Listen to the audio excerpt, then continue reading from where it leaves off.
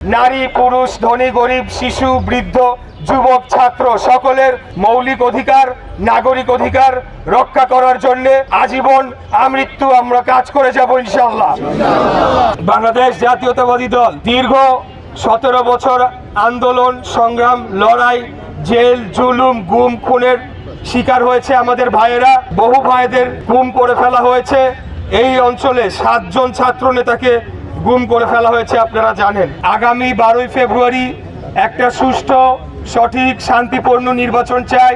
যেই নির্বাচনের মাধ্যমে বাংলাদেশের জনগণ তাদের ভোট দিয়ে তাদের নির্বাচিত জনপ্রতিনিধিদের কাছে ক্ষমতা হস্তান্তর করবে।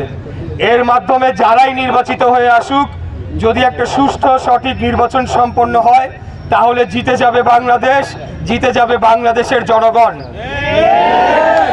এই প্রক্রিয়াটা সুষ্ঠুভাবে সম্পন্ন করার জন্য আমাদের সর্বস্তরের নেতাকর্মীদের প্রতি আহ্বান জানাচ্ছি, আমরা শান্তিপূর্ণ পরিবেশ বজায় রাখব এবং আমাদের প্রতিদ্বন্দ্বী দলগুলোর পক্ষ থেকে যে কোনো উস্কানিমূলক আচরণ বা উস্কানিমূলক বক্তব্যের ফাঁদে আমরা পাড়া দিব না।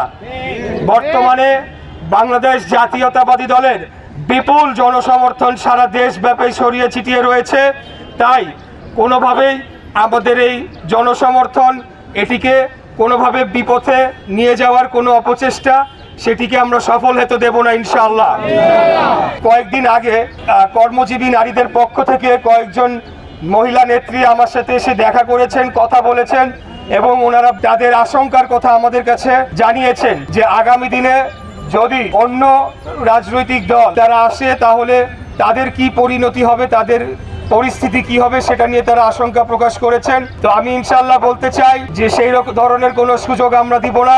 আগামী 12ই ফেব্রুয়ারি সারা দেশব্যাপী বাংলাদেশ জাতীয়তাবাদী দলের প্রার্থীরা ধানের শীষের মার্কা নিয়ে বিপুল ভোটে জয়লাভ করবে এবং আমরা সরকার গঠন করতে যাচ্ছি ইনশাআল্লাহ। আমাদের নেতা দেশনায়ক তারেক রহমান উনি আগামী দিনের প্রধানমন্ত্রী হবেন ইনশাআল্লাহ। আমরা